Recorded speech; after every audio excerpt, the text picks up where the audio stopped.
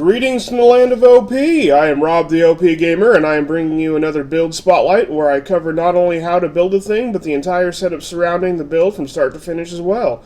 Automation is key, and I like to show off my favorite ways of doing things. And don't forget to follow me on my channel on YouTube and Twitch at Rob the OPGamer, where you can watch my videos and catch me live, and follow me on Facebook and Twitter at Rob the OPGamer as well. So with that, let's get started. Today, I am going to show everybody why I have been building up all this power.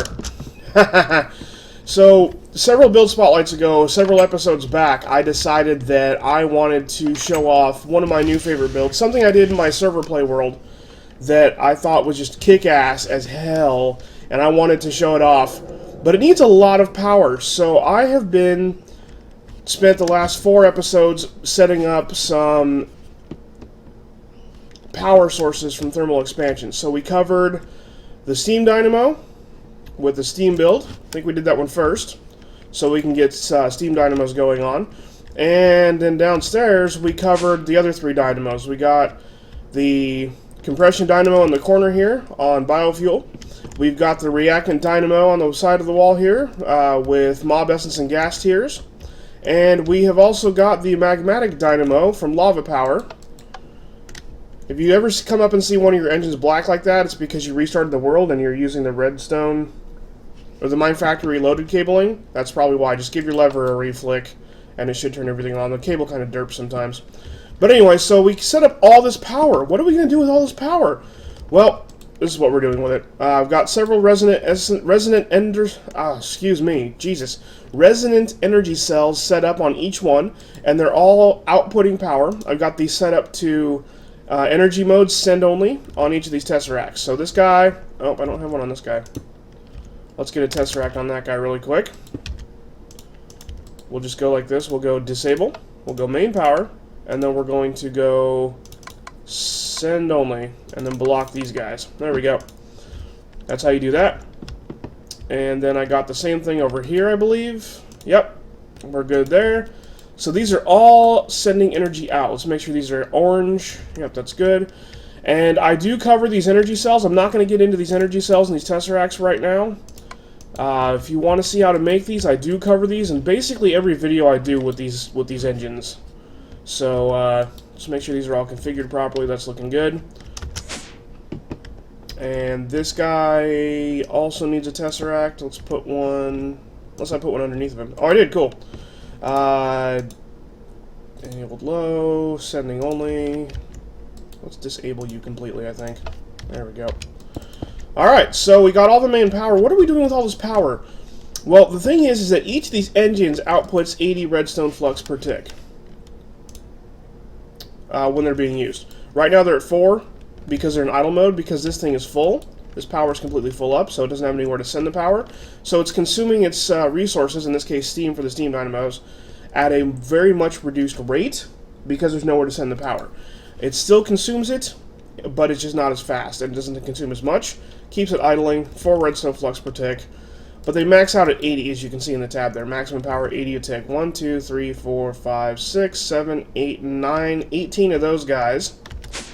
And then we got 2, 4, 6, 8, 10, 12, 14, 16, 18, 20, 22, 24 of these guys. Let me get a little calculator going up here. See, 18 plus 24, that's 43. Cool. And then we got 2, 4, 6, 8, 10, 12, 14, 16, 18, 20, 22, 24, 26, 28 of those guys.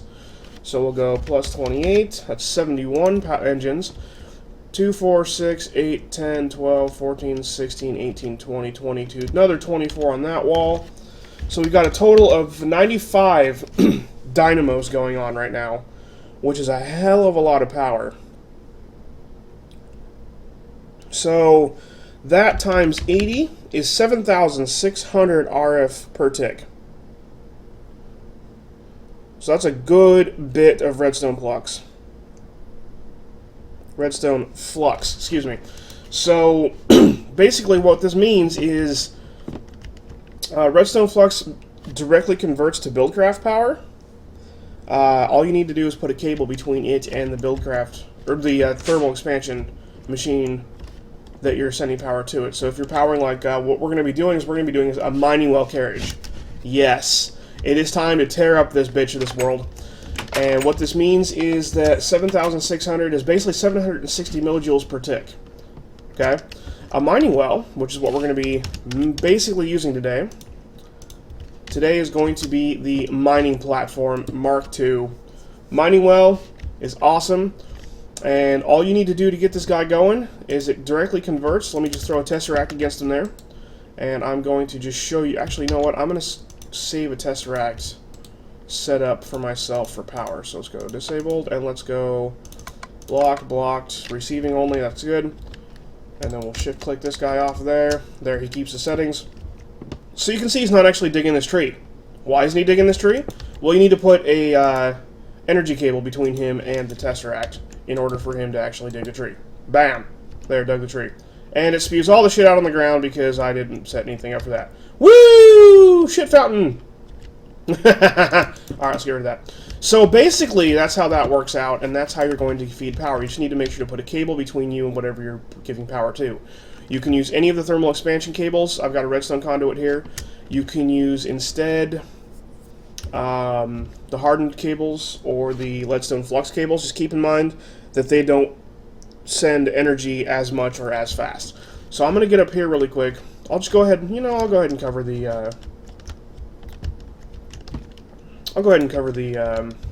tesseract since we're using it, as well as the.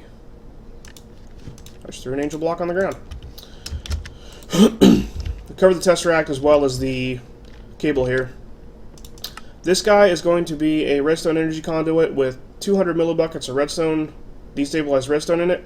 The destabilized redstone is you make yourself a magma crucible, and you melt down redstone. And it's 100 millibuckets per redstone, so it's basically 2 redstone per one of these conduits. You need a fluid transposer powered by some of those engines we saw in the base. And then the redstone energy conduit itself is going to be 2 electrum ingot around a hardened glass, which is going to be 8 pulverized obsidian and 1 lead or lead dust in the induction smelter machine, which is also a powered machine from those dynamos. You get 4 of these obsidian dust from 1 pulverized obsidian, just like that. So you need 2 obsidian basically in the pulverizer, and 1 lead per 2 hardened glass it gets you. And then you go surround that by 2 electrum ingots, which is going to be you can smelt an electrum blend, which is made by a silver dust and a gold dust. You can use any, like applied energistics, thermal expansion, industrial craft, to whatever kind of dust you combine, get you 2 of these blends, and then you cook those up. Or if you have that induction smelter because you were making hardened glass anyway, you can just smelt an ingot of silver and an ingot of gold and get you 2 of those guys, regardless, or the dust right in there. However you want to do it, you're going to get 2 anyways because you're using 2. And so that's going to get you 6 of those conduits. Now, if you want to use the other cables instead of the crazy expensive redstone one, there is the leadstone and the hardened leadstone. But keep in mind, this redstone guy conducts up to 10,000 RF per tick. The leadstone conducts 80, and the hardened energy conduit conducts 400. So you're kind of limited on what you can do with it. But if you just want to get a couple quick power sources, 8 or 6 redstone, 1 of any kind of glass, and 2 lead will get you a leadstone energy conduit on either side there. Or you can do the hardened one, which you take a leadstone, a regular leadstone, or 3 leadstone, and you can either add an iron bar ingot and 3 redstone to get 3 of them, or you can have 3 iron bar nuggets and a redstone to 1 of them to get 1 of them. Is there another recipe? Oh, that's for when they switched over stuff. An iron bar ingot is going to be a smelted iron bar blend, and the iron bar blend is going to be 2 iron dust or pulverized iron and 1 pulverized or ferrous metal. The ferrous ore is a world gem, the thermal expansion adds, so you'll find this when you're digging around. That's how you're going to get 3 of those blend. So if you want to go that route instead, that's totally up to you. Personally, I never do. I make just like 1 or 2 of these recipes, and very early on, just to get my power going, and then I never use them again. I just go straight to redstone because I hate being limited on that. So this angel block here is only here briefly. I'll just show how to make it if you want. 2 feathers, and obsidian, and gold. And the cool thing about these guys is you can just place them straight in the air. These are added by extra utilities, and you don't have to build up. How many times have you made a gigantic, tall-ass, fucking cobblestone pillar to get up somewhere, or dirt pillar? Yeah, it's a pain in the ass. So that's the only reason I use that guy, and it's only as a jump off point, so I'm sticking that there and getting rid of him. All gone, bye-bye. So this is a frame carriage. Redstone in Motion adds this carriage, and this is basically a replacer for Red Power's old frames. Several different mods these days have been adding different things from Red Power because Red Power went away and never came back. Sad face about that. But a lot of mods have broken up the bits of it. Project Red adds in a lot of the logic gates and wiring, and Redstone in Motion brings back the carriages, except for it does it a little bit better in my opinion. So I'm going to go ahead and go over here and find it in my tabs. There we go. We're going to need a screwdriver.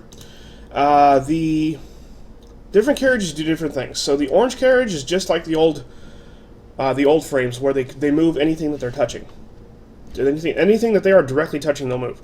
The blue one's really cool because you don't have to connect every single carriage to every single frame. It'll move anything it's touching, basically.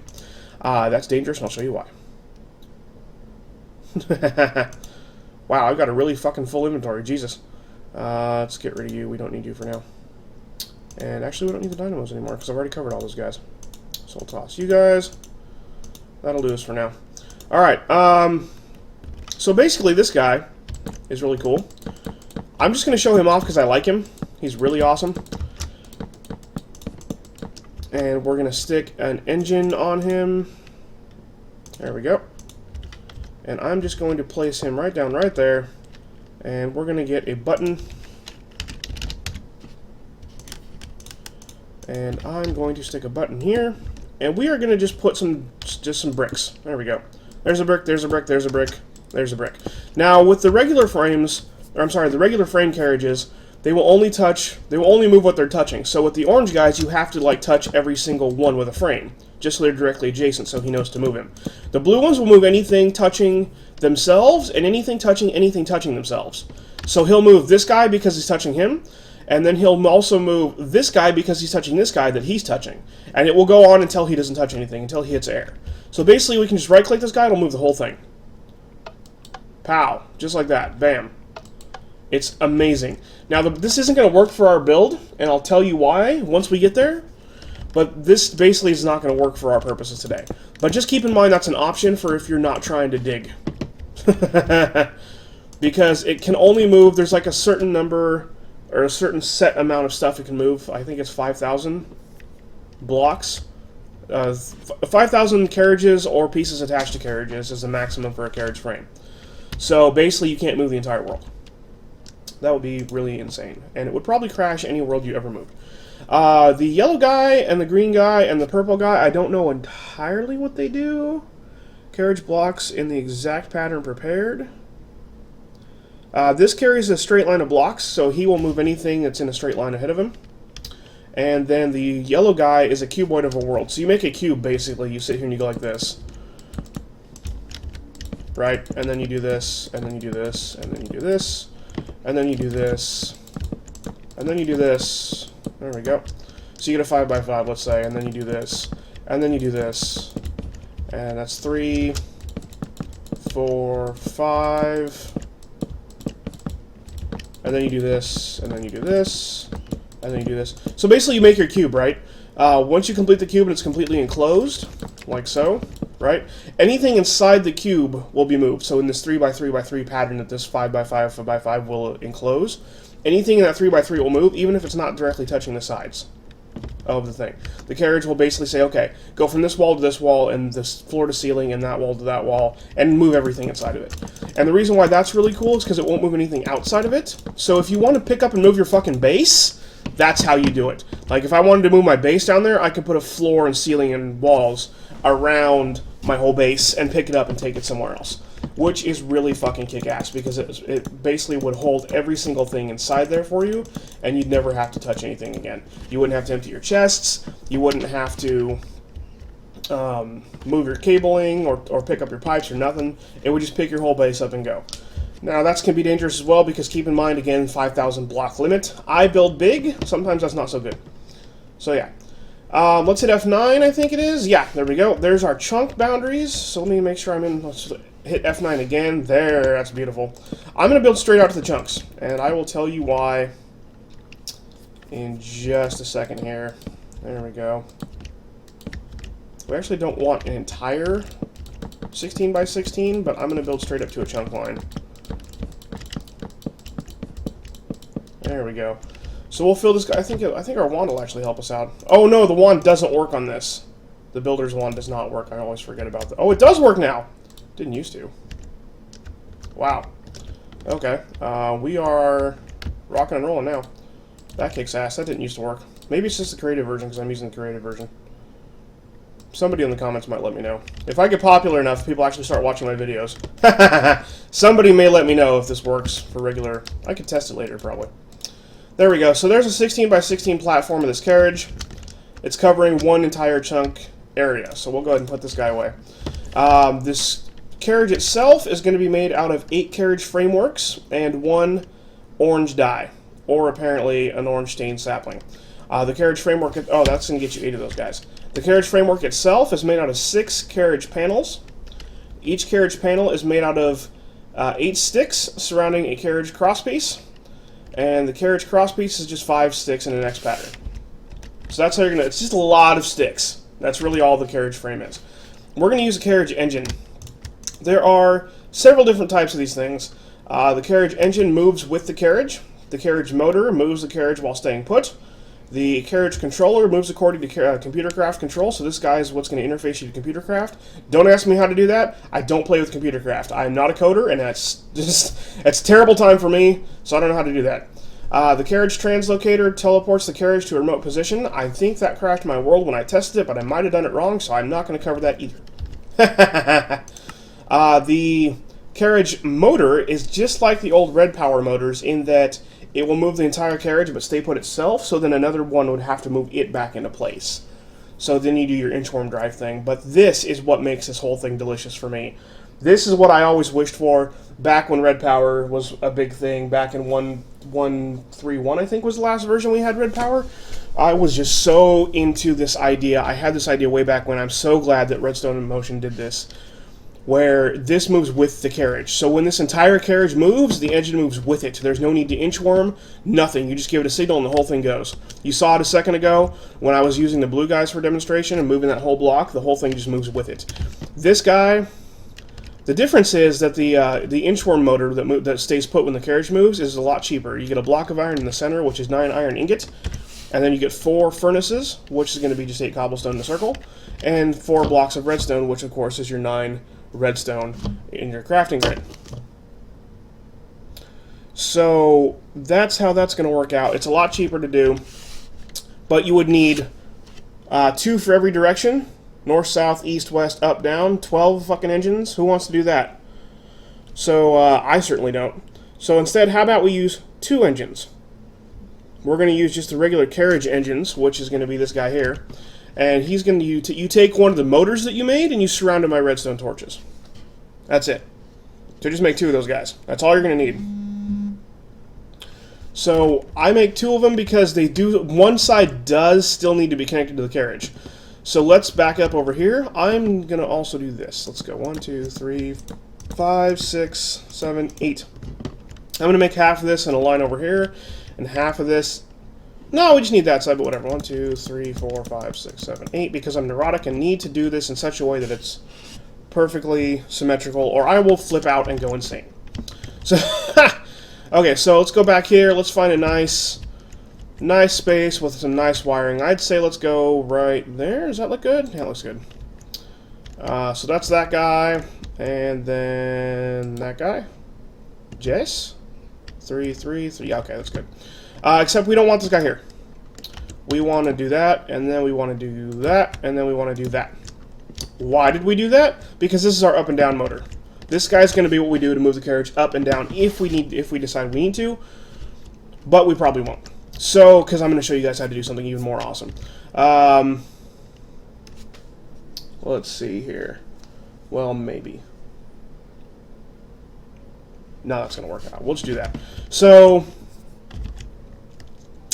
we are going to now that guy's set up, he does need to be touching the engine though, so we're going to do that. That way he can move the whole carriage with him up and down, except we're going to need to do one more. And let's just go ahead and test these guys, make sure this whole carriage moves. No, we don't want to do that. If we do a lever, the whole thing will move without stop. So actually, let's just demonstrate that really quick. I'm going to pop this guy up here. And we know we're in a chunk boundary, so I'm going to turn off F9 now. Let's just move this up here. And let's put an engine here, and we'll put a lever, and watch. Just flick that. He's gone. We'll never see him again. Maybe that updated. It used to be that if you flipped a lever and the thing stayed on, that it would just go and never come back. Maybe that's a control route in some way? Is that a thing? Oh, there we go. If you configure him, he can just go and never come back. I gave him a whack with the screwdriver, which is the tool for Redstone in motion, which is made with 2 iron ingots, a cobblestone for a handle, and 2 leather wrapped around it. Just like most tools have like a nice leather or cloth grip, so that makes sense to me. But we'll never see him again. Bye-bye. Bon voyage! Except not. There we go. So basically, until that stopped, you have to be careful, because if you hit the wrong thing with a screwdriver, you are screwdrivered. As in fucked. As in bad joke. Anyway, moving on. So the terrible thing about this, of course, why do I not have a cell on me? That's terrible. This is a creative cell for other purposes, because this will supply my suit that I'm wearing with power forever. That should go right there. Mning Well here. Let's move this. There we go. Now I'm happy again. My inventory makes me erotic. Okay, so basically, we don't want this carriage to go forever, so don't use levers, just in case. I'd say for testing purposes, use some buttons. Buttons, of course, are just stupid cheap. That's not a button. That is, in fact, an autonomous activator. Button is just made out of a stone. Big fucking deal. So let's just test this guy really quick. Make sure he moves. Yep, carriage moved. I was standing on it, so it moved me with it. This thing is really cool because it moves anything touching it and any entities on it, as long as it's an open face. I'm going to stand back a little bit. There you go. Now you can see it move. So I'll get another button over here. Move him back a couple. You can see the frames of the boxes as they shift, too. So we're back in our original. And if you want a little bit better proof, we can see that we're backed up against the chunk boundary here. I'll click this guy. There, gone. A little bit easier to see that way, right? So you can just tell that you're moving. So I'm going to come over here, and we'll put a button on either top here. There we go, we move down. Fantastic. Move up. Yep, okay. So that's just to test. I recommend testing your frame. Make sure it moves every single time you add or change anything. But from here, you should be good. The only other thing you want to do is take this screwdriver here and right-click on every single section of this that's not touching something you want to move. I always do the outer edges as well as the bottom of the frame. And the reason why is because if you close these off, you see how they're going from like completely see-through to like closed off, like it's like a wood panel interior on the intersection of the block. This makes it so that anything that this block touches will not be moved with the carriage. That way, if it bumps up against a tree or a mountain or something like that, or it brushes the side of it as it's like flying past, or it lands maybe, if you land it somewhere for whatever reason, or it hits a mountain, it won't try to pull away a chunk of the tree or mountain or hill or whatever the hell else that it happens to run up against. If you don't close these off, and it does brush up against something, assuming, of course, it doesn't run into something you can't move completely, like a whole mountain. If you run headlong straight forward into a mountain and it stops moving, then or that's what'll happen. If you run headlong into a mountain, it will just stop moving because it can only move what it's connected to. And even if it's open-faced and it connects to the mountain, it won't be able to move the mountain anyway, because these orange guys can only move what's directly connected to them. They can't move anything past that. So if you have two blocks in succession, even just in a line of one, then it won't be able to move anything past that. It'll get stuck, and you'll have to go find it. So that's going to be the danger with that. So make sure that you close off every single one of these. That way you don't end up crashing into something and trying to move it. And again, of course, make sure you especially do this with the blue carriage frame that I showed off in the beginning of building this, because that guy will try to carry everything it touches, of course, and you don't want that to happen. Especially if it's, like, brushes up past something it can easily carry off, like a cloud. Like those clouds up there. It could carry off the whole cloud. Just saying. I don't know if that would actually happen or not. Depends on how big the cloud is. And depends on how big your frame is, of course. But these guys, like I said, can move up to 5,000 blocks. So it's possible. I mean, just basically, whatever you're doing with it, be really careful. Now, we're just about done. It takes a few minutes to close these off, and you want to, of course, make sure that you're have some form of flight to do this. I'm in creative mode flying, but if you have morph mod installed, you could be in bat form and do it that way. Or you could just build a thing on the ground and then fly up with it. This will move you as well. And if you want an even better demonstration of this thing moving entities, we'll just spawn a sheep on it. Meh. See, it holds onto the sheep. The sheep's legs move like it's moving, but it holds on to them. See? Alright, that's a good indication. Get out of here, sheep. Bye-bye. Oh, so bad. Okay, so that's our carriage we got going so far. What we're going to do over here, the way that I usually like to do this, is you want to set the mining wells inset into the floor of this guy. And the reason that you want to do that is because when these mining wells actually dig, they are going to have their mining pipes. The digging mining pipes will go straight down, and they will hit the ground, obviously. And the reason why that we didn't use the blue frames with these guys, so we don't have to touch frames to every single thing, is because when the pipe goes straight down, the blue frame tries to move everything connected to it. So it will try to move the mining well, and then it will say, oh, there's a pipe connected to that mining well, and it will try to move the pipe. And then it will say, oh, there's a pipe connected to that pipe, so we'll try to move that pipe as well. And the next pipe, and the next pipe, and the next pipe, all the way down to the ground, and then there will be a pipe connected to the ground. And then it will try to move the ground, and it will get stuck, because it can't move the continent, because it's 5,000 limit. So that's why the blue frames don't work. So you have to use the orange frames for that specific reason. Now we're going to do this. I'm just breaking that out because I broke that out. Don't place that in the first place. You don't actually need a perfect flat square, I guess. If you're following along with this video, I guess I should have told you that beforehand. Don't do that. That's where the cable needs to go, so we're going to do this. That's how these guys are going to get their power. Right? Right. Okay.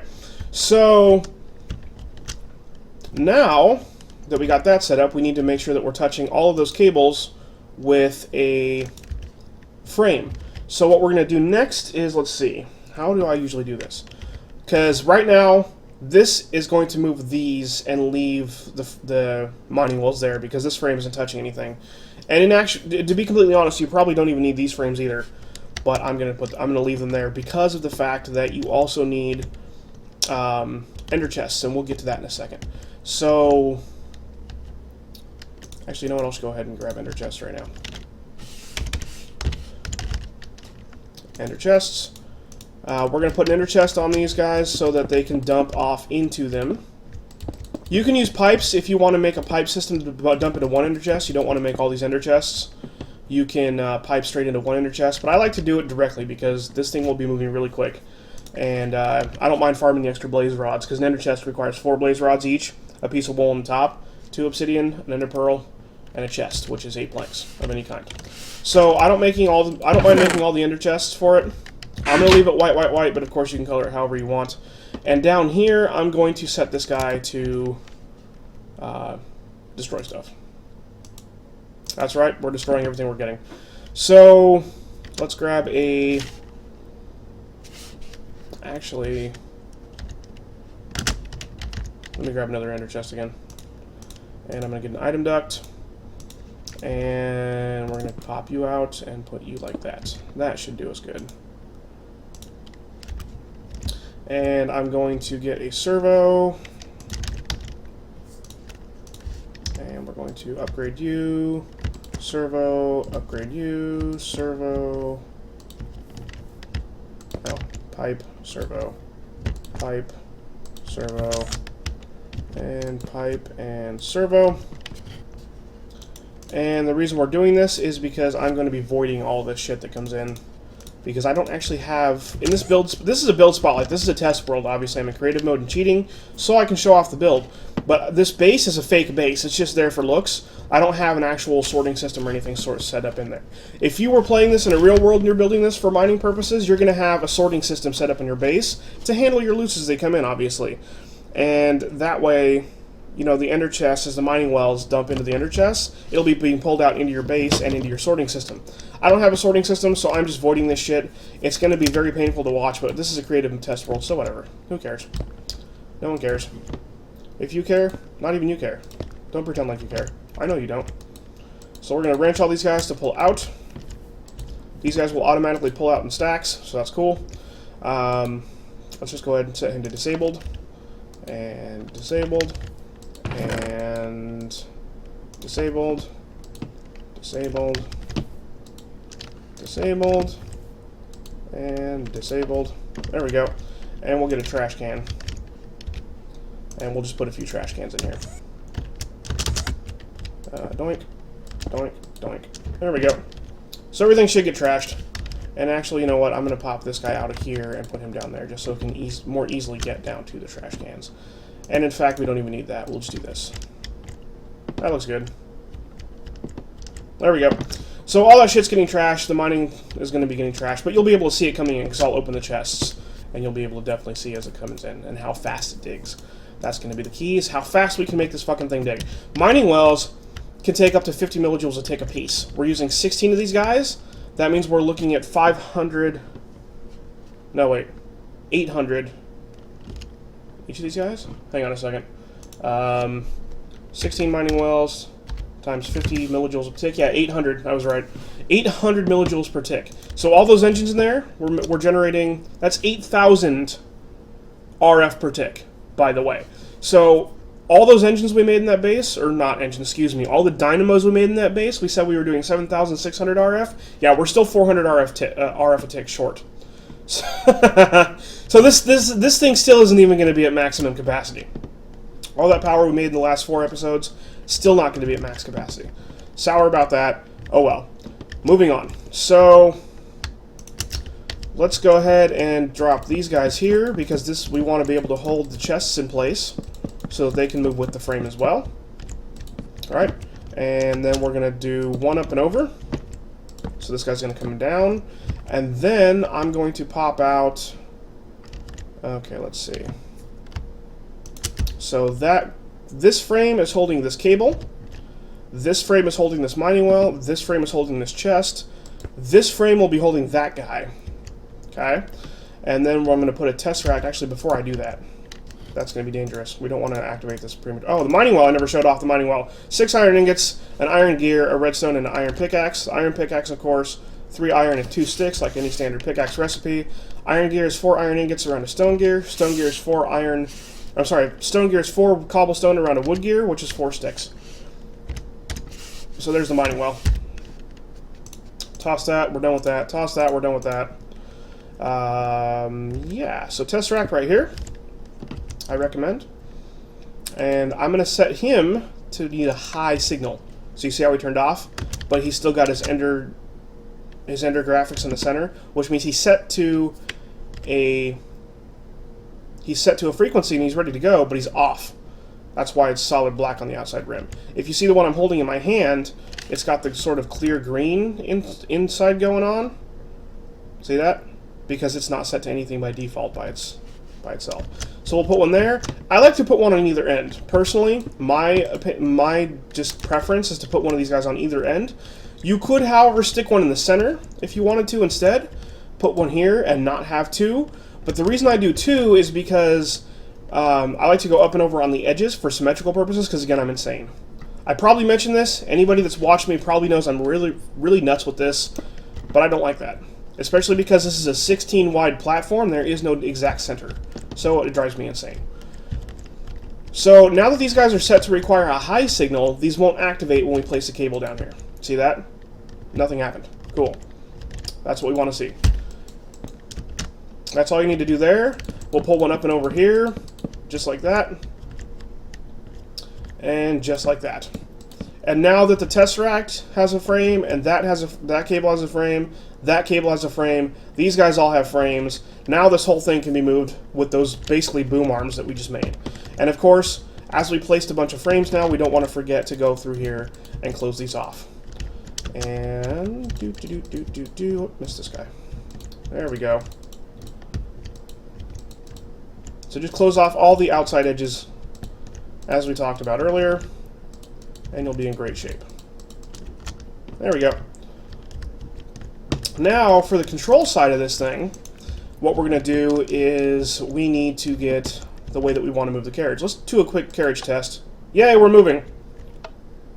Did we leave anything behind? Nope. Everything still looks good. You'll know if the carriage moves, you're still in good shape, but sometimes... What the hell? Did I move?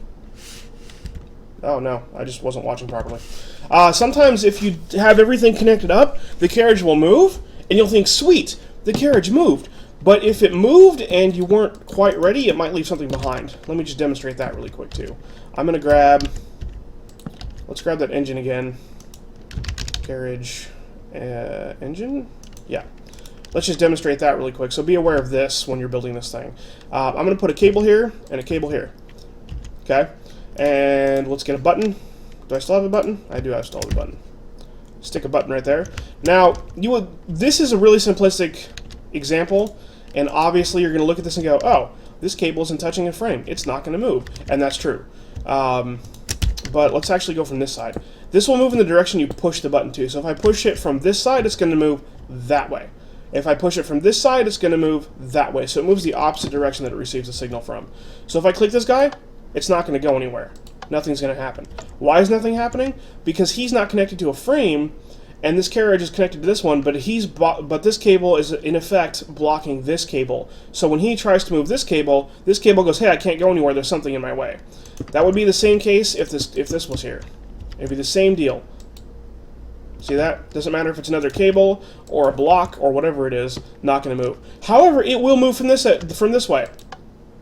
Look at that. It just pulled the cable apart. So be really careful when you're moving your frames, when you're testing these out, when you're building these builds, and you're trying to test this out to make sure that everything's going to move the way that you want it to move. Be aware that you might move and think you're good, and then you left something behind. And then you, in fact, weren't actually good. So just, yeah, be aware of that. So everything's looking good so far. We're actually about done with this build, to be completely honest with you. We're done with our tesseracts. I'll put this guy back up here. Let's grab this. And what I'm going to do is we're going to put a lever on all sides of this guy here. Pop this button off, and it should be good. Remember I said not to use levers? We're using levers now. And there's a reason we're using levers. And I will show you in just a second. Because we're going to put timers. We're going to flick all these so that they're on. There we go. There, all the levers are now emitting signal. And what we're going to do is we're going to take our timers like this. And they're on so that the timers are off. Pretty cool, huh? So what we're going to do is these are from Project Red. Project Red is the one that replaces the timers. You can use timers from other mods if you want to. I'm just going to showcase Project Red today. So circuit plate, conductive plate, 3 of those guys, 2 anodes, a cathode, and a pointer. This is really, it looks complicated, but it's really not. The circuit plate is just, you cook a stone, you smelt a stone, you get 2 of them. That's it. You take one of these conductive plates and add a redstone to get one of those. And the anodes, you get 3 of these guys by taking 3 of them and putting 4 redstone on top of it, like that. The pointer is going to be just one of those plates, a redstone torch, and a stone. The redstone torch, of course, is a regular torch recipe, but it's a redstone instead of a coal with a stick. And then, of course, a stone is a smelted cobblestone. If you need me to tell you that, then you're beyond my help. Cathode is just the same thing, but without the stone. Just redstone torch over a circuit plate. And that's going to get you a timer. I'm going to put down 6 of these total. And the reason why is because you can set these to be however long you want them to be. I'm going to set these to 15 seconds. They probably don't need to be 15 seconds. We probably have enough power to go faster than that, but 15 is generally a good round number. That's generally how fast you'll need. We're up here at Y level 140. That means, oh wait, is it, oh, 139. That means that the mining wells are actually at 138. So basically this whole thing, this whole build revolves around how fast can you get power to these mining wells. You have 16 mining wells. You need to get power to every single one of them as fast as possible. The faster it gets power, the faster it's going to get down to bedrock, right? So this whole thing is going to be based around how fast you can get power up here, and the faster you get it, the faster it digs, and the faster you can then move the frame. Okay? 15 is a good round number. I would say don't go much higher than cloud level. Cloud level, I think, is what, 130? 134, somewhere in there. And that's default cloud level. By the way, for everybody, for all of you who have graphic rendering issues and you turn off your clouds, I would say turn them on just really quick just to see where you're at if you need the reference. If not, just take my word for it. Say that about 140 is about good, 138 or so is about good for how high you want this thing. That should be, I'm going to say should be high enough to go over the top of most mountains. You can see I built my base here for this build spotlight world in a mountainy area. You might wonder why I did that. Well, it was on purpose so that I could showcase building a little over a mountaintop. There are some mountains, however, with biomes aplenty that go higher than that. So just be aware that if you lose your mining well, or if you lose your mining platform, you stop getting materials, you're going to have to track it down, find out how it got stuck. That's just a fact of this build. It's a fact of life. So I'm going to set this here, and just as a demonstration, we can just flick this lever on. He's going to pulse every 15 seconds, and every time he pulses, he's going to move this platform that way. This guy will pulse and move that way. This guy will pulse and move that way. This guy will pulse and move back that way.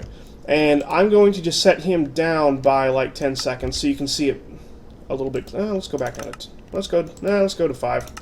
I would say don't have it tick too quick. So he'll go and he'll hit 5. There we go. Moves the platform. Spins around again. Moves the platform. So there's your automatic movement. I'm going to put him back to 10, and I'm going to put him back down to 5, and we're going to move him back to, just so we can see that it's working. Nice.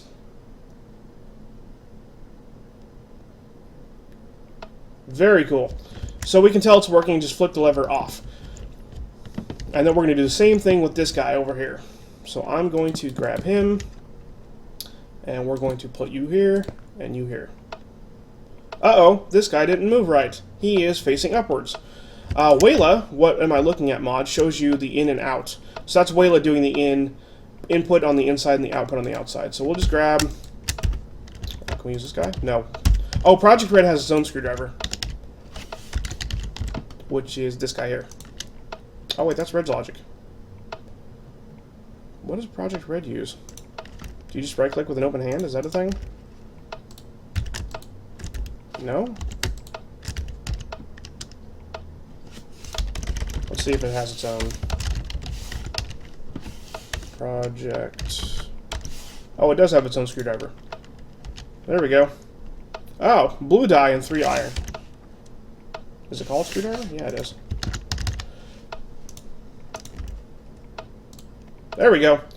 Give him a smack and he will rotate as well. And that is going to be the extent of that. Let's grab our levers here. Actually, we don't want to do that.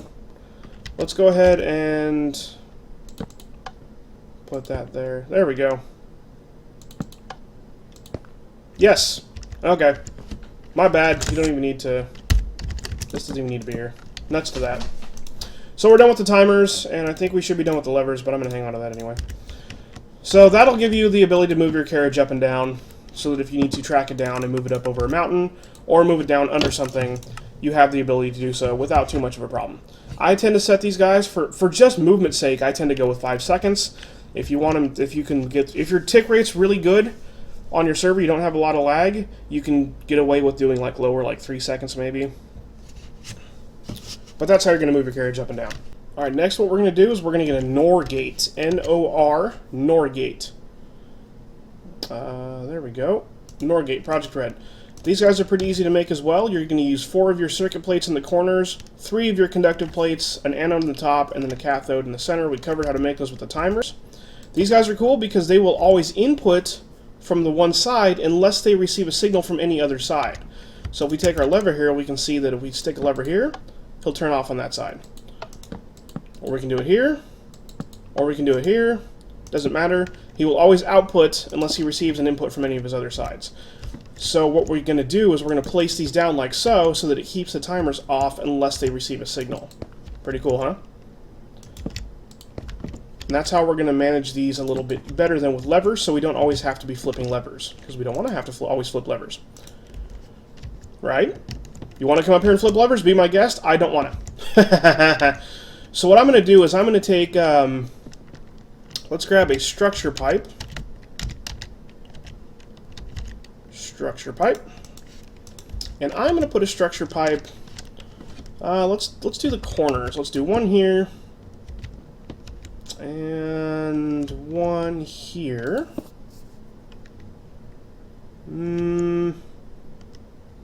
Oh, it's not going to quite work for us. I was hoping to maybe do one, but that's not going to work out. We're going to have to use 4, I think. Yeah. Do I like that? Yeah, I guess that's alright.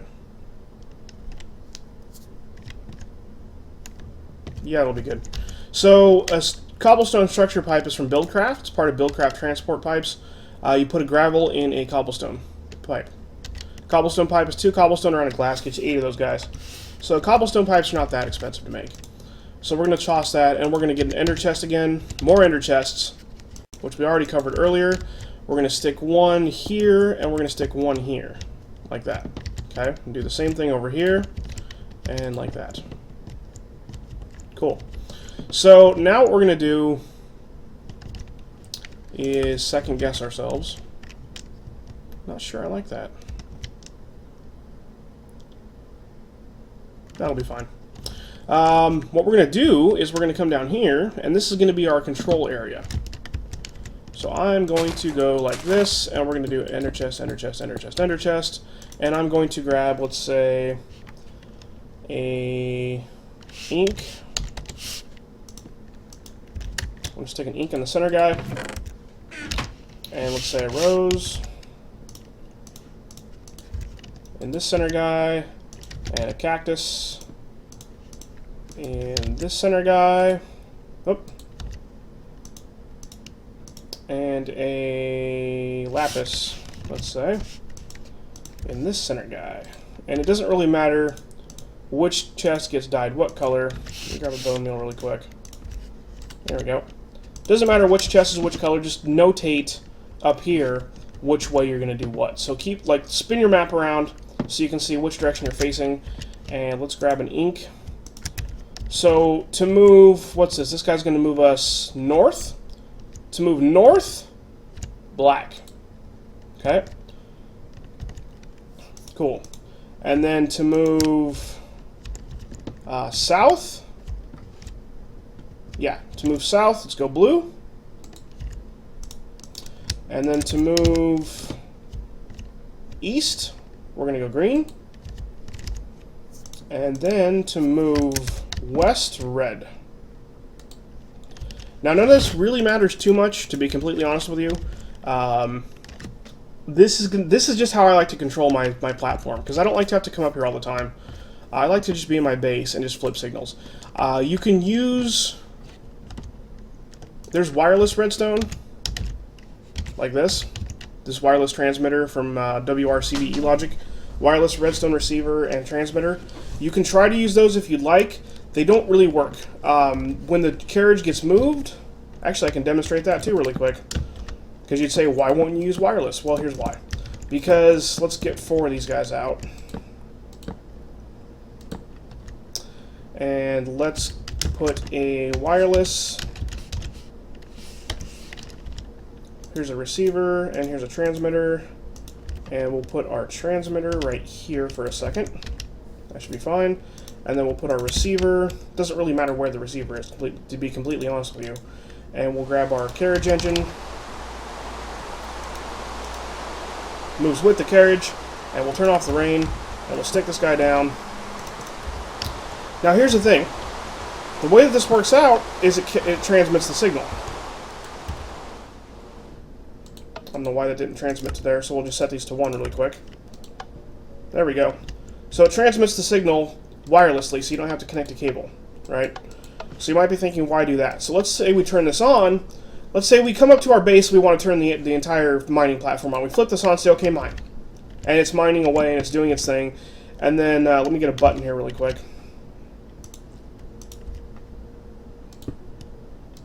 So it's doing its thing, it's mining away, and then all of a sudden you say, okay, stop. I'm done. And we flip this off. Look at this. This didn't turn off. So you flip the lever a few times and your platform just doesn't stop. Yeah. I'm not sure exactly what it is, what the deal is exactly with this. I think it's just a product of how the a product of how the carriages work. If you notice when it moves, I didn't actually get close enough to when it moves, but when the entire frame moves, everything on it becomes a frame carriage. So if I actually look this up really quick, let's go Redstone. There we go. So this is Redstone in motion. Oh, this is Redstone Arsenal. Redstone in motion, you can see this has this carriage specter, not valid for direct usage. What it does is it turns everything that's connected to a carriage into one of these blocks temporarily. And then when it stops moving, it turns it back into whatever it was. And so when that carriage stops moving with the wireless control, it turns it back into a wireless redstone set to that frequency in the state that it was in when it took it, which was on. So it replaces it back in the state of on. But then for whatever reason, doing that kind of messes with it and it stays on permanently from thereafter. So the wireless control doesn't work so well, which is why I'm doing the ender chests. Autarchic gates tend to work a little better for me. So the recipe for autarchic gate is one gate, a redstone chipset, and a pulsating chipset. The redstone is a redstone and an iron ingot, and the pulsating is an ender pearl and a redstone. Get you two of those guys, and you put these in an assembly table and you power them with lasers. The gate is one redstone chipset out of a gate, so that's how you're going to get one of these. And we're just going to come around here, whoop, and we're going to set these guys to do one thing. We're going to say items in inventory, redstone signal. That's it. Item in inventory, redstone signal. Whoop, there we go. Items in inventory, redstone signal, and items in inventory, redstone signal. That way, if they receive if you dump something in one of these guys back at your base with your little 4 control chests, let's say we want to move this thing north, or sorry, south, which is the way we're going to be moving it. We just drop an item, just whatever item, it doesn't matter. You can use a fucking piece of cobblestone if you want to. Doesn't matter. Drop one in there. It's going to turn this guy on, which is going to turn this guy off, which is going to allow the timer to run. See that? And when you're done mining, you just take your cobblestone back out, and it reverses the process. Now you're probably thinking to yourself, why would you go to so much trouble? Why wouldn't you just put the timer and put this guy against the timer? Well, that's a good question. I'll show you why. It's because we're going to use this wire that I showed you earlier to hook this up. We're going to come around here like so. And I'm just going to run this straight up here. Yeah. And we're going to connect these to there. Like so. That is probably a little weird. Oh, well, whatever. You could probably just run this straight up here, but we want these all to interconnect. And it doesn't matter that they're all crossed, because the idea is... I mean, these gates aren't going to fuck with the other gates. It doesn't matter if they send a signal to each other. They're not going to do anything.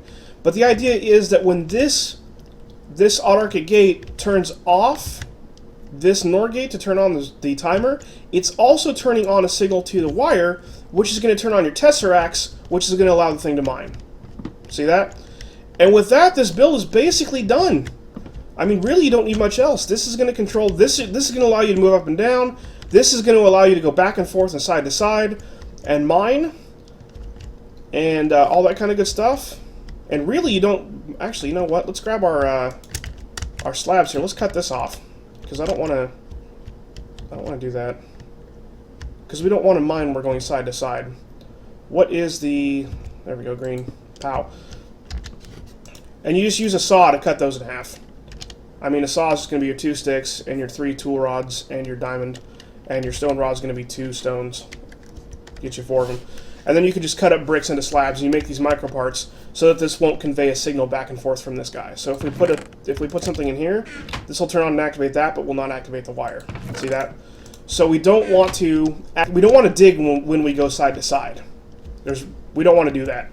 You could actually move these up so that this guy was touching here, and this guy was touching here, and then you wouldn't have to use this stone piece, but I'm not going to redo this whole thing already. Nuts to that. So basically the idea is when we're digging north or digging south, we want to have these activated so that this activates the cable, which activates the tesseracts, which gives power to the mining wells and lets them run to dump into our ender chests, right? One last thing. We have one last piece to this, and here's the piece, is a chunk loader. Chunk loader is going to be from Chicken Chunks. You get an enchantment table, which is 4 obsidian, 2 diamonds, and a book. And you need a book is 3 paper and a leather. Paper, of course, is made from your... mostly made from 3 sugarcane. And you take that enchantment table with 5 gold and ender pearl, get you a chunk loader. You'll need at least 3. I would recommend 5. That's just me. Actually, you'll probably want a few more than that. No, 5 should do you good. I'm going to throw like 10 in there just for safety's sake, but 5 should do you fine, especially if you set it up exactly the way I show you. And the thing is with these is that if you place a chunk loader down on this platform, you can see the chunks that are loaded in my map there on Wayla in the top right. The green squares are loaded chunks. Not green squares are not loaded chunks, and the reason why is because it loads chunks up to a certain range around the player, whatever chunk the player's in, it keeps them loaded for you. But you want to chunk load this bitch. The thing is that Xavier and I, when I was first making this platform, I built this platform and I chunk loaded, and then he saw it and he was like, "This is an awesome build. You're going to spotlight this, right?" And I go, "Yeah, I'm going to spotlight this." But the problem is when I chunk loaded it, he noticed. He goes, "Wow, your chunk loader's not working." If you just place it straight on the platform, remember what I said about this thing picking this thing up? The way that the carriage works, it picks everything up and puts it into that carriage specter for a few seconds, then it puts it back down in the state that it was in. It puts it back down in the state that it was in, loading the chunks that it was at before. So you can see the blue squares now on the map are the force chunks. This is the 9 radius that this chunk is loading, because that's what it's in, right? But the problem is that it always tends to load, and then once it picks up and puts it back down, it keeps this section loaded. But when the frame is moving and it gets out to like out here, it's still loading this chunk. It's really weird. It's still loading where it started. So you don't want to do that. And we tried the chunk loader. We tried the chunk loader from Railcraft that feeds off of vendor pearls. We tried personal chunk loaders. We tried everything we could think of. Nothing fucking worked. Nothing. So I came up with an alternative idea. Xavier was like, "What if you just move him with you?" And I'm like, "Okay, that would be used with some terrain smashers and autonomous activators." These are thermal expansion machines. The autonomous activator is going to be a servo, which is a redstone, 2 iron, and 2 of any kind of glass. A piston, which of course is going to be your 4 cobblestone, your 3 wood planks, your iron, and your redstone. Your chest, which we covered, is 8 wood planks and 2 tin on either side. That's going to get you your autonomous activator. The terrain smasher is the exact same setup except for use an iron bar pickaxe at the top instead of a chest. The iron bar pickaxe is 2 sticks and 3 iron bar. We covered iron bar earlier already. So what we're going to do is you're going to need 1 activator and 2 smashers. And you're going to put them like so. Smasher, activator in the center, and another smasher. Just like so. In fact, you don't even need that. You could just put them right next to each other. How about that? We'll put them right next to each other. Should save you. That way you can do 5. Because there will be 1 in the center of this thing and 2 loaded at any time, really. But I'm going to put 10 just for safety's sake. And the idea is this guy, since he right-clicks by default, you put 1 in, and he instantly places 1. So there. He places 1 down, and these chunks get loaded, and all is fine and dandy, because it's a 3 radius. This chunk loader does not belong to you, because the autonomous activator placed it, but whatever. Who cares? Not that big a deal. We're going to get an item duct, and we're going to go like this, and this, and this. Okay? Going to grab your crescent hammer, and we are going to wrench this bitch and wrench this bitch. Your item duct is going to be... That's a lever. Your item duct is going to be... Oh, since when did you have to put glass with it? That's weird. There we go. 1 impulse item duct is made out of a regular item duct and 200 millibuckets of energized glowstone in the fluid transposer, which is a thermal expansion machine. The item duct itself is going to be one of those hardened glass we talked about, and 2 tin on either side get you an item duct. The glowstone is going to be, in the magma crucible, you dump a piece of glowstone or a glowstone dust. Glowstone dust gets you 250 millibuckets. Full glowstone gets you 1,000, which is a full bucket. You can see that this item duct to get energized requires 200 millibuckets, which is just under 1 glowstone, because 1 glowstone dust gives you 250. So it's a little less than 1. Okay? And the reason why we're using these impulse ducts is because these move really quick. You can use the regular item ducts if you want to. It shouldn't be a problem, especially because these are right next to each other. But I'm just going to go with the energized because, you know, whatever, fuck it. So we want this to be only on with high signal. So now, if we pop out of there, we can see he's not actually running. I'm going to put that chunk loader back. Drop you on there. So you can see he's not placing one because he's not getting a signal. He's only going to be on if he's getting a signal. And we're going to take this wire here, and we're going to drag this across. And you're like, hey, how are we going to get it to the machine? Well, guess what? These are micro parts, bitches. You can put this in the same fucking block. How fucking awesome is that? Goes straight to the damn machine. No fucking hustle and bustle. And this frame underneath will move both the wire and the impulse duct. I tested it. It works. It's fucking awesome. I loved it when I figured that out. No big deal. So, these guys we want to disable and disable. We want these always on. And these are outputting to the back. We want to change this to an input in the back. Make sure that this is blue when you place this down. Don't forget to do that part, because if you do, he's not going to take those back in. What this is going to do is when you turn all this machine on and the timers start spinning and these get power and these start mining, the signal is going to come over here as well and turn this guy on and say, hey, place down a damn chunk loader. And then when the platform moves 15 seconds later, this guy's going to move forward 1. And this will move forward 1, and this chunk loader is still going to be over here. Oh, we do need 1 space. Oh, shit. I am shit in the bed. Sorry. Ignore that bit about having them right next to each other. They have to have at least 1 space. And the reason why is because it'll just pick it right back up. We need at least 1 chunk loader down at all times. So he's going to place 1. Platform will move forward, and then for all intents and purposes, there'll be a chunk loader floating in space right here. If it was right next to it, he would just immediately pick it back up. Right? And then you'd have a brief, like, couple of ticks, I want to say, in which there's nothing loaded, because 1 chunk loader is being picked up, and then 1 chunk loader is being put down. And so 1's in transit and 1's being placed. And I think there might be a little bit of glitchiness. For safety's sake, I'd say space these by 1. That way there's always at least 1 floating in the air between them. So when this moves forward, basically, he'll place 1, and then he'll pick 1 up. And it'll move forward, and he'll place another 1, and he'll pick up the last one in the line. And then if you move this thing backwards, this guy will do the same thing with these two. So you only ever need these couple chunk loaders and this 1 activator. And these 2 guys basically are just picking them up and then sending them back into it. And because these pipes are set to output and output, they'll never send to each other. They'll only send to the center. They'll only ever come in here. That's all you need to do, and that'll keep everything chunk loaded.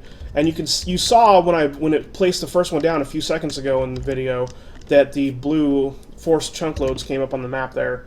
So that should be pretty much all you need. This is a done build. What do you say we turn this bitch on?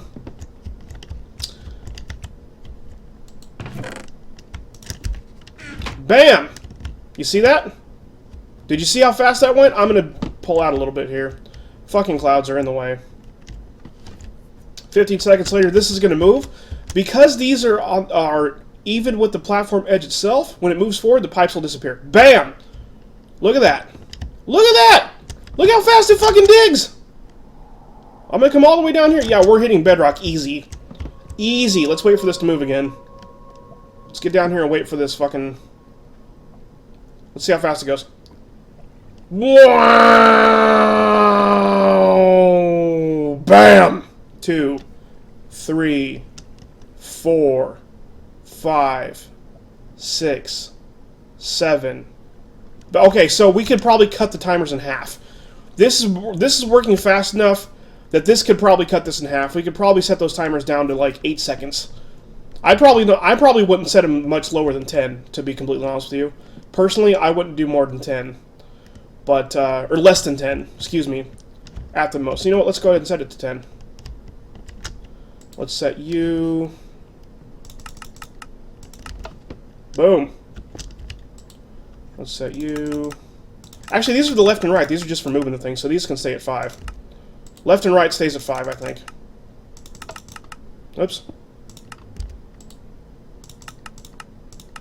Minus 10. This can go down. There we go. Bam! Wow! That's a graphic glitch right there. Don't worry about that. with the pipes there. So good. Look at how much we've already chewed out. Look at how much of a hole we've already made. This is insane. This is amazing. Bam! Wow. And it will displace liquid as it hits it, so it'll destroy water blocks and all that kind of stuff. So you don't have to worry about it getting stuck on, like, liquids or anything. It will just destroy them. Wow!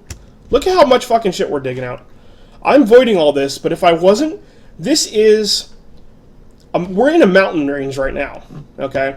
So let's see, we're at Y level 120, 114. Y level 114, digging through. So we are getting 16 times 114, because this is a full chunk wide. 16 straight, 16 to the side, and 114 down. That's how much shit we're getting every 10 seconds. Every 10 seconds. Let's see this flow out of this pipe. Look at this. Look at how fast shit is coming out of here. I'm seeing coal, I'm seeing ores. 10 seconds later, let's look at the chest. Let's watch the chest. Boom! There was iron in there was some silver, tin, diamonds. Yeah, this is insane. Now, this whole thing works, probably. I would like to point out, there has been shit in the past where these mining wells don't really keep up, or the mining wells don't really, what should I say? The mining wells don't like to be moved. Previous red power frames with previous builds in like 1.3 or 1 or something like that, the mining wells would get stuck and never like activate again. You'd have to pick them up and place them back down, I've seen in previous builds. The reason why this works is I think it's because of these frames, because it turns these into this carriage specter, picks them up, sets them back down, and they are able to re-get power, and I believe that's why it works. Let's go check on our base's power really quick, because I want to see if those cells are emptying out, because we're not producing quite as much as we're using. Remember I said that that's consuming 8,000 RF per tick, and we're producing 7,600. So you would probably need another, I don't know. Oh yeah, these cells are drained as shit. Look at that. That cell's drained. Oh, wait, this cell's pretty good still. This cell's pretty full up. This cell's drained. This cell's really full up still. So we still have 3 max cells if this one's full up as well. Let's check this guy. I should really have this one where we can see him. Oh, I didn't have to do that. Oh yeah, okay, so we've only got one cell. We have one of our batteries. One of our resonant energy cells is about 1/3 capacity right now. So this will run about 1/3 again of this before that one cell gets empty. So this, like, I don't know, let's say this. So yeah, this guy will probably get out to about here before that one cell empties out. And then we have 3 more cells to go. So imagine this pit times about 3. This thing on that power that we've stored up will get probably out to probably the end of this hill right here, probably. Let's see, how many times can I say probably in one sentence? Look how fucking fast this thing digs. In the space of time it took me to go back to check on the power, look at how much we've already dug. That is a lot of shit. If you were saving this in your base, look at the graphic glitches of those pipes. Man, that is some terrible times right there. Oh, bat vision. Cute. Once you get down here, it'll fix. There we go. So you can see it's destroying the liquid as it hits it. That is some fucking serious mining right there, guys. And that, I think, is going to be the end of the build here. We finally got this thing running. I'm really fucking happy with it. Let's go watch the... just really quick, I want to go watch the chunk loaders. Just so you can see that happen really quick. So the thing moves. Go ahead, platform. Picks that guy up, places that one down, sends him back in. Let's watch it one more time from up here so you can see the thing move from the terrain smasher into the autonomous activator. Hopefully I'm not standing on the... There we go. Zoop! Right in. So you're only having 3 at any time, so I think 5 would really be good for one side, but then when you turn this guy around, you're going to have to go back the other way. The only thing this isn't going to do automatically is move itself side to side. So if you dig a giant trench to the north, and then you stop it and you move it over, and then dig the giant trench back, you're going to have to pick these 2 up that are floating in the air and put them back in the activator. That's really it. And then if you want to stop this bitch, just take this out. That's it. Platform is now off and is no longer consuming power. And if you had this ender chest in your base, you could just do it from your base. Did we get all the way down to bedrock? I don't think we did we? Yeah, we did. Sweet. This will just sit here forever until you turn it back on. You could never turn it off if you wanted to. You could just build this shit, and with the way that the chunk loader works and carries the chunks forward so that it keeps itself chunk loaded with that sort of stutter step with the chunk loader, you could just turn the thing on and forget about it, and then you would have infinite resources forever because it would just generate your world for you as it chunk loaded, and you would never see it again. Unless you put a portal up here, which I think is possible. I don't think Mistcraft portals worked for us, but that was during our original testing. It might work now. I know that there's a few other portal mods out there that might work. You can test those out if you want to. But for now, this build is complete. This is our mining platform. Here's our successful build. Here is your desktop screenshot for you to add to your collection, as I'm sure everybody's making collections of me posing at my builds. This has been Rob the OPGamer. This has been a giant fucking mining platform. Next episode, I'm going to do a powerless version, so you don't have to do all the power. It won't be as epic, it won't be as good as this, but it will be something you can build if you don't want to have to worry about power. And you'll have to manually work it, because I've already got the build mined. It's not going to be automatic. It won't be as automatic, and it won't be as impressive, and it won't be as fast at digging, but it will be powerless. So that'll be next build. Hope everybody enjoyed it. Hope you all had an OP time. Like, favorite, follow, subscribe, Twitch, Twitter, Facebook. Rob the OPGamer. Peace!